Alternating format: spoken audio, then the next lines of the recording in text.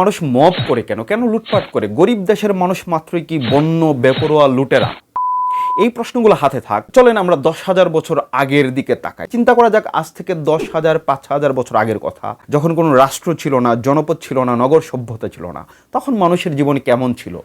তখন মানুষের জীবন ছিল জঙ্গলে অরণ্যের হিংস্র প্রাণীদের সাথে কন্টিনিউয়াসলি লড়াই করে মানুষকে বাঁচতে হইতো। মানুষ ছোট ছোট গোত্রে বিভক্ত ছিল এবং গোত্রের সক্ষম পুরুষ এবং নারীরা দেখা যেত জঙ্গলে যেত আদিম পাথুরে অস্ত্র বা ফসিলুডের অস্ত্র নিয়ে, এবং নাগের সাথে বাঘের সাথে লড়াই করে একটা গুইসাপ, একটা হরিণ, একটা বনগরু তারা ধরে নিয়ে আসতো এবং সেটাকে সমবেতভাবে একসাথে ভক্ষণ করত।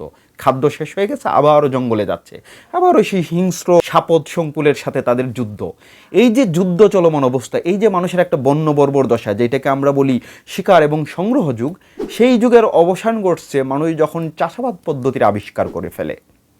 মানুষ আদিম পৃথিবীতে মানুষ কোনো একটা জায়গায় স্থায়ীভাবে বসবাস করতে পারতো না, তার কারণ তাকে খাদ্যের সন্ধানে সবসময় এক জায়গা থেকে আরেক জায়গায় ঘুরে বেড়াতে হতো। কিন্তু মানুষ যখন চাষাবাদ পদ্ধতির সাথে পরিচিত হয়ে গেল আজ থেকে 10,000 বছর আগে, তখনই দেখা গেল মানুষের আগের মতো ঘুরে বেড়াচ্ছে না এবং ছোট ছোট দলে ভাগ হয়ে চলে যেতে হচ্ছে না। কোনো একটা নদীর তীরে এসে স্থায়ীভাবে বসতি স্থাপন করে নগর সভ্যতা গড়ে তুলে আস্তে আস্তে সেইগুলা থেকে রাষ্ট্র কাঠামো তৈরি হয়।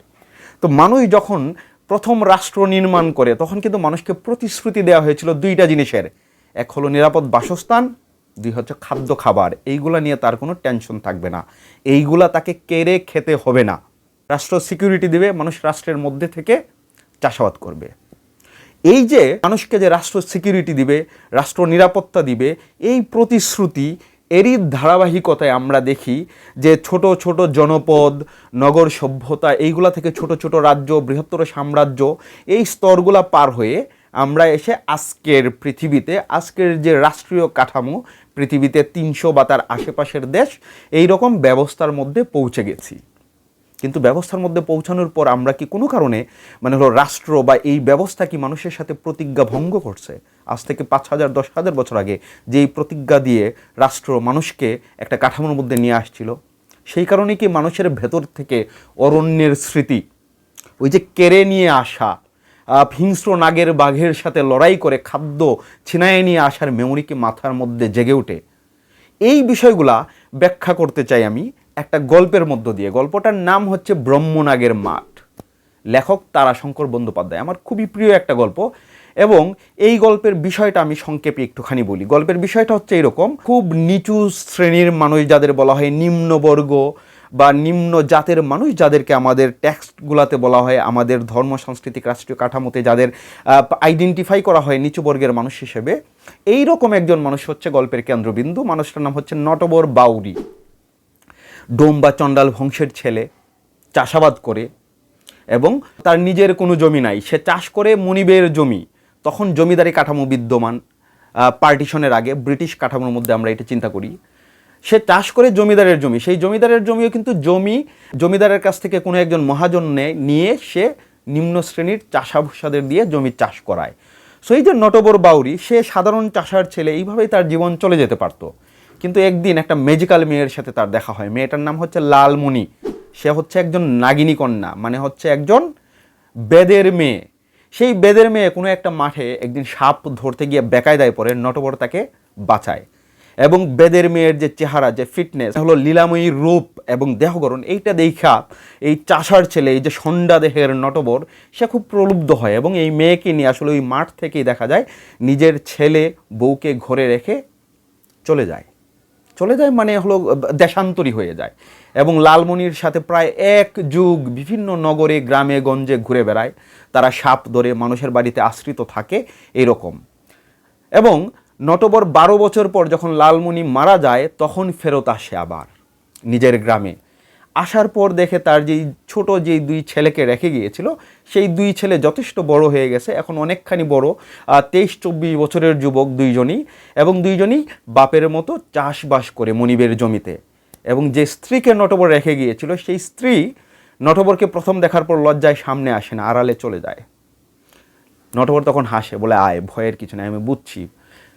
সে যেটা বুঝে সেটা হচ্ছে নটবরের স্ত্রী আসলে মনিবের বড় ছেলের সুদৃষ্টি বা সুনজর লাভ করেছিল। এবং সুনজর লাভ করার মানে হচ্ছে ওই মেয়েটাকে মনিবের ছেলে ভোগ করতো, মানে নটবরের ওয়াইফকে, এবং তার বিনিময়ে নটবরের ছেলেদেরকে জমি দিত এবং নটবরের ছেলেরাও ওই বাড়িতেই কাজ করতো। সো নটবর, আমরা শুরুতেই বলছি যে এই যে আমরা যাদেরকে বলি একদম নিচু শ্রেণীর মানুষ, নিচু স্তরের মানুষ যাদের বলা হয় কোট আনকোট, নটবর ছিল সেই গোত্রের মানুষ যাদের টাকা পয়সা এবং আত্মসম্মান কোনোটাই নাই। সো এই গল্পটা লিখাই হয়েছে এরকম অর্থশূন্য, আত্মসম্মান শূন্য মানুষকে নিয়ে আসলে। সো সেই দিক থেকে বিবেচনা করলে নটবর হচ্ছে সত্যিকার অর্থেই মানিক বন্দ্যোপাধ্যায়ের ওই যে পদ্মা নদীর মাঝির লাইনের মতো গরিবের মধ্যেও গরিব, ছোট লোকের মধ্যেও ছোট লোক। এবং নটবর যখন আবার গৃহে ফেরত আসে তখন দেখা যাচ্ছে যে সে স্বীকার করে সে নিজেই তার যৌবনে বিয়ের পর তার স্ত্রীকে জমিদার বাড়িতে পাঠাতো, বা ওই যে তার যে মনিব যার জমি নটবররা চাষ করে তাদের বাড়িতে তার নতুন বউকে পাঠাতো যেন মনিবের সুনজর লাভ করে। তার মানে নিজের বউকে অন্যের বাড়িতে অনৈতিক সুবিধা দিয়ে সুবিধা লাভ করার মানসিকতায় ও নটবরের মধ্যে কোনো ধরনের গ্লানি নেই, কোনো ধরনের আত্মসম্মানে আঘাত লাগার মতো কোনো বিষয় নেই। এই রকম একটা সমাজের একদম প্রান্তিক একটা মানুষ নটবর, সেই নটবরের মধ্যে একদিন একটা অদ্ভুত জিনিস জেগে ওঠে যেইটাকে বলা হয় ব্রহ্মনাগের মাঠ। এবং সেটা কিভাবে আসে বলা হয়, নটবর যেই গ্রামের মানুষ বা যেই তল্লাটের মানুষ, এইখানে একটা মাঠ ছিল, সেই মাঠটাকে বলাই হতো ব্রহ্মনাগের মাঠ।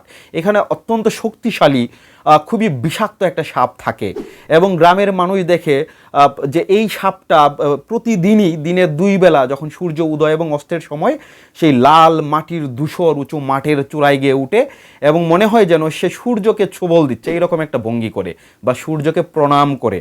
তো এত বড় সাপ, সেইটাকে সবাই বলে ব্রহ্মনাগ। এদিকে নটবর কিন্তু 12 বছর একটা বাইজি কন্যা বা একটা বেদের কন্যার সাথে ঘুরে ফিরে এসে সাপ ধরার বিদ্যা জেনে চলে আসছে। তারপরও নটবর কোনোদিন এই ব্রহ্মনাগকে ধরতে যায় না, কারণ সেটাকে ভয় পায়। সে বলে এই নাগ হচ্ছে দেবতা, এবং তারা বিশ্বাস করে যে এই নাগ যে প্রতিদিন মাটিতে ছোবল দেয়, সেই ছোবলের বিষেই পুরো মাঠ তামা হয়ে থাকে, লাল বর্ণ হয়ে থাকে, আরক্ত হয়ে থাকে এবং এখানে কোনোদিন শস্য ফলে না। ম্যাজিক্যাল ঘটনা ঘটে, একটা প্লাবন আসে। প্লাবন মানে টানা বৃষ্টির মৌসুম, এবং দেখা যায় টানা বর্ষণে এই যে লাল মাটি যেটা নাগের বিষে একদম আরক্ত হয়ে থাকে সব সময়, এই মাঠের লাল যে স্তর এইটা একদিন বৃষ্টিতে ভেঙে যায় টানা বর্ষণে। তারপর লাল মাটির নিচ থেকে বের হয়ে আসে উর্বর পলিমাটি। সেইটা দেখে তো গ্রাম মহল্লা তল্লাটের মানুষ খুবই অবাক, যে এই লাল মাটির নিচে এই নাগের বিষের নিচে এরকম উর্বর মাটি ছিল। এবং দেখা যায় যে এই জায়গাটা দেখে যারা ছোট ছোট মহাজন তারা খুবই প্রলুব্ধ হয় এবং তারা চিন্তা করতে থাকে কেউ যদি এই সাপটাকে ব্রহ্মনাগটাকে এখান থেকে সরাইয়ে দিতে পারে তাহলে এই জমিটা খুবই উৎকৃষ্ট চাষের জমি হবে। এবং টোপটা দেয় নটবরের সামনে প্রথমে, যে নটবর তুমি তো সাপ ধরতে জানো, তুমি এটাকে মারো। নটবর না করে, সে বলে এই ব্রহ্মনাগ মারার ক্ষমতা আমার নাই। তারপর নটবরের কাছ থেকেই সাপ মারার বিদ্যা তার যে বড় ছেলে সে লাভ করেছিল, সে একদিন গোপনে ওই সাপটাকে মারতে যায় এবং সাপের বিষে সে ওইখানেই মারা যায়।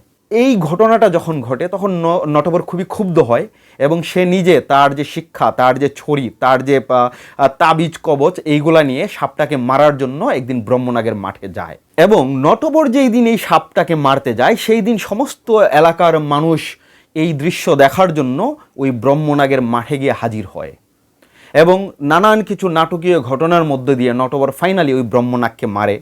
এবং এই যে জমিটা, যে কয়েক বিঘা জমি বৃষ্টিতে উন্মুক্ত হয়ে উর্বর রূপ লাভ করলো, এই জমিটা নটবরের সাথে কিন্তু প্রতিশ্রুতি করে একজন মনিব যে তুমি যদি এই ব্রহ্মনাগকে মারতে পারো আগামী 3 বছর এই জমি তুমি নিষ্কর চাষ করবা, মানে তোমাকে 1 টাকাও কর খাজনা বা ফসলের ভাগ দিতে হবে না।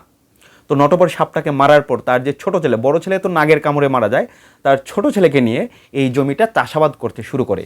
প্রথম 3 বছর খুবই ফলন হয়, প্রচুর ধান হয়, নটবর খুব খুশি। 4র্থ বছরে অর্ধেক দান মহাজনকে দিয়ে দিতে হয়, অর্ধেক সে নিয়ে আসে। তার 2-3 বছর পর থেকেই সেই পুরাতন ব্যবস্থা, বাউরির ছেলে তুমি হলো ধরাবাঁধা চাষা, তুমি ফসলের ভাগ নিবা 1 ভাগ, 2 ভাগ দিয়ে দিতে হবে মহাজনকে। এবং এই ঘটনাটা যখন ঘটে তখন নটবরের ভেতরে রেত ক্রোধ জেগে ওঠে। সেই ক্রোধকে কিন্তু সে স্বীকার করে না। কিছুদিন পর দেখা যায় যে এই যে ফসলের জমি, সমস্ত ধান যে নিয়ে যাচ্ছে জমিদার, এইটা তাকে নানানভাবে পিষ্ট করে, ক্রুদ্ধ করে এবং সেই ক্ষোভ প্রকাশ করে সে 2টা খুনের মধ্যে দিয়ে সে মনিব গোত্রের একজন মানুষকে মেরে ফেলে এবং তার যে বড় ছেলের বউ ছিল, যেই মেয়েটাকেও নটবর ওই মনিবের বাড়িতে পাঠাতো যেন মনিবের সুনজর লাভ করে, সুনজরে থাকে, ওই মেয়েটাকেও নটবর মেরে ফেলে। কিছুদিন পরেই দেখি যে এই যে ব্রহ্মনাগের মাঠ বা ব্রহ্মনাগ, সেই নাগ যেটা নটবরের মাথার মধ্যে জেগে উঠছিল, সেইটা বলরামের মাথায়ও জাগে। মাথার মধ্যে যখন এই বিষ উঠতে থাকে, বলরামও অবাক হইতে থাকে। বলরাম স্বীকার করে না যে এইটা হচ্ছে তার যে জীবনব্যাপী চলমান বঞ্চনা, মনিব বা মহাজনদের যে শোষণ, তার বিরুদ্ধে তার যে একটা ক্ষোভ জেগে উঠতেছে, এইটাকে স্বীকার করে না। সে ভয় পাইতে থাকে ব্রহ্মনাগকে। বলরামের তখন মনে পড়ে যে নটবর বলে গিয়েছিল যে এই ব্রহ্মনাগের মাঠ ভালো জিনিস না, ব্রহ্মনাগকে মেরে আমরা ভালো কাজ করি নাই, ব্রহ্মনাগের বিষ আমাদের মাথায় রয়ে গেছে এবং এটা যে কোনো সময় বিস্ফোরণ করতে পারে। সময়টা 1946 সাল, তেবাগা আন্দোলন চলে সারা দেশে। তেবাগা আন্দোলনের মূল স্লোগানটাই ছিল এরকম যে 3 ভাগের মধ্যে 2 ভাগ পাবে চাষা আর 1 ভাগ পাবে জমিদার বা জমির মহাজন। ওই আন্দোলনের সময় যে বলরামের যে মনিব শিবনাথ, সে একদিন বলরামকে ডেকে নিয়ে এই প্রস্তাব করে যে আমার জমির চাষবাস তো তুমিই করো, তুমি আমাকে 2 ভাগও দিতে হবে না, বরং বিষয়টা অনেকটা এইরকম নিষ্পত্তি করো যে তুমি অর্ধেক নিবা, আমি অর্ধেক নিব। বলরাম খুবই শান্তভাবে এটা মেনে নিয়ে চলে আসে। তার কিছুদিন পর এক রাত্রে শিবনাথের ঘুম ভাঙে ডাকাতের পায়ের আওয়াজে বা চিৎকারে। তো শিবনাথ হাতে একটা 2 নলা বন্দুক নিয়ে বাড়ির সামনে যায়, গিয়ে দেখে একদল বাউরি, ডোম, চাষা বুসা এসে তার বাড়ির সামনে অস্ত্রপাতি নিয়ে দাঁড়াইছে। এবং অবাক হওয়ার মতো বিষয় হইল, ওই ডাকাত দলের একদম সামনে দাঁড়ায় আছে আমাদের বলরাম, সেই নটবর বাউরির নাতি। শিবনাথ, তার হাতে বন্দুক ছিল 2 নলা, সে ফায়ার করে এবং প্রথম শটেই বলরামকে বিদ্ধ করে ফেলে। সো বলরাম যখন হাসপাতালে যায়, যখন মৃত্যু সজ্জায়, তখন শিবনাথ বলরামকে দেখতে যায়, গিয়ে জিজ্ঞাসা করে, বলে যে তোমার দাবি তো আমি মেনে নিয়েছিলাম যে জমির ফসল 3 ভাগ করে আমি 2 ভাগের চাইতে কম নিব, তুমি 1 ভাগের চাইতে বেশি নিবা বা আধা আধি নিব, তোমার দাবি তো মেনে নিয়েছিলাম, তারপর তুমি কেন আমার বাড়িতে লুট করতে আসলা? আর আসলাই যখন, তখন তুমিই কেন সামনে থাকলা? তখনও বলরাম বুঝতে পারে না যে এইটা ওর ক্ষোভ, যেই প্রতিশ্রুতি 10,000 বছর ধরে তার সাথে ভঙ্গ করা হয়েছে। সে বলে ব্রহ্মনাগ স্যার, ব্রহ্মনাগের বিষ মাথায় উঠে গেছিল।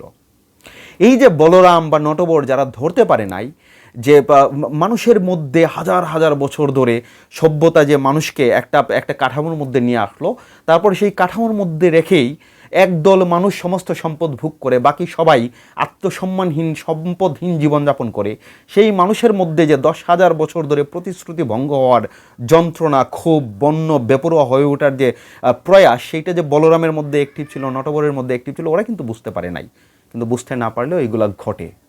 এবং আমরা যে এখন প্রায়শই দেখি বিভিন্ন ঘটনার মধ্যে দিয়ে যে মানুষ সুযোগ পেলেই হিংস্র হয়ে ওঠে, বন্য হয়ে ওঠে, এমন অনেক ক্ষেত্রেই ঘটে যে আইডিওলজিক্যাল দ্বন্দ্ব, হয়তো একটা মাজার ভাঙতে গেছি আমি, তারপর ভাঙার পরিবর্তে এখানকার জিনিসপত্র লুট করে আমি নিয়ে আসছি, তার মানে ওইটা ভাঙা না, বরং লুট করাটা আমার কাছে মুখ্য হয়ে ওঠে। তার চাইতেও খারাপ উদাহরণ আছে, কোনো একটা জায়গায় একটা গাড়ি অ্যাক্সিডেন্ট হলো, মানুষ কি করে? মানুষকে সাহায্য করার কথা, কিন্তু কিছু মানুষ দেখা যায় মোবাইল, টাকা পয়সা, মানে আহত মানুষ, ক্ষতবিক্ষত দেহ নিয়ে পড়ে আছে, সেখান থেকে জিনিসপত্র লুট করে নিয়ে আসে। এই যে আকস্মিক যে রিফ্লেকশনটা দেখা যায়, এটা একদিনে না, এটা হাজার হাজার বছর ধরে মানুষের যে ওই যে বন্য বা আরণ্যক জীবনের স্মৃতি, শিকার ও সংগ্রহ যুগের স্মৃতি, সেইগুলাই মানুষের মধ্যে মানুষকে তাড়া করে বেড়ায়। মানুষ এই রাষ্ট্র ব্যবস্থা, এই সমাজ ব্যবস্থা নিয়ে খুশি না। বিশেষ করে আমাদের মতো যেসব দেশে সমস্ত সম্পদ একপাশে চলে গেছে এবং অধিকাংশ মানুষের চাকরি বাকরির স্থিরতা নাই, জীবনে আর্নিংয়ের কোনো নিশ্চয়তা নাই এবং কোনো ধরনের সভ্যভব্য জীবন নাই। তো রাষ্ট্র যখন এদেরকে অরণ্য থেকে নগরে নিয়ে আসছিল, তখন তো প্রতিশ্রুতি এরকম দেয় নাই। তখন তো প্রতিশ্রুতি ছিল তোমার বাসস্থানের ব্যবস্থা করা হবে, সুন্দর বাসস্থানে তুমি থাকবা, তোমার জীবনের নিরাপত্তা দেওয়া হবে এবং তোমার খাদ্যের ব্যবস্থা করা হবে। সো মানুষ যে জঙ্গলি হচ্ছে, মানুষ যে বন্য হচ্ছে, মানুষ যে বেপরোয়া হচ্ছে, মাঝে মধ্যে এরকম মনে হয় যে মানুষ আসলে এই রাষ্ট্রের বিরুদ্ধে, এই প্রতিষ্ঠার বিরুদ্ধেই তার যে ক্ষোভ, তার যে 10,000 বছর ধরে তার রক্তে, তার শিরায় শিরায় যে প্রতারণা, সেই প্রতারণারই এক ধরনের বহিঃপ্রকাশ। এবং আমাদের মতো রাষ্ট্রগুলা, যেই সব রাষ্ট্রে সম্পদের এই অসম ব্যবস্থা বা বন্টন রয়ে গেছে, সেই রাষ্ট্রগুলার মানুষকে আসলে আতঙ্কিত হওয়া উচিত। যারা সম্পদ জোগাড় করে, যারা সম্পদ পুঞ্জীবিত করে, তারা মনে করে যে একদল মানুষকে কোণঠাসা করে সম্পদ যদি আমি আমার এখানে এনে রাখি, তাহলে বংশ পরম্পরায় আমরাই এটা ভোগ করে যাব। কিন্তু আমরা জানি না যে এইসব ঘটনার মধ্যে দিয়ে আমরা সেই ঐতিহাসিক চুক্তি বা প্রতিশ্রুতির খেলাফ করতেছি। এবং এইটা যদি কন্টিনিউয়াসলি চলতে থাকে, তাহলে রাষ্ট্রের সিংহভাগ মানুষের মাথায় সেই ব্রহ্মনাগ আবার জেগে উঠবে। এবং দেখা যাবে সমস্ত প্রতিষ্ঠান, সমস্ত বুর্জোয়া বা অভিজাত ঘরবাড়ি ভেঙে দিচ্ছে। এবং এই সব মানুষের খাটের পায়া, কামসজ্জার পায়া থেকে শুরু করে ঘরের ইট প্রত্যেকটা খুলে খুলে নিয়ে আসবে একদিন। সো এই মানুষের ক্ষোভ এবং র্যাত এবং মানুষের সাথে যে প্রতারণা করা হচ্ছে এই রাষ্ট্র ব্যবস্থার মধ্যে দিয়ে, এইগুলা যদি রাষ্ট্র যারা পরিচালনা করে তারা না বুঝতে পারে, তাহলে এই অবুঝ মানুষদের মাথায় কিন্তু ব্রহ্মনাগ সবসময় সুপ্ত হয়ে থাকে। তারা জানেও না, কিন্তু বিশেষ মুহূর্তে টের পাওয়া যায় যে ব্রহ্মনাগ এক্সিস্ট করে মানুষের মধ্যে। সো সবাইকে সাবধান হইতে হবে আর কি। Thank you.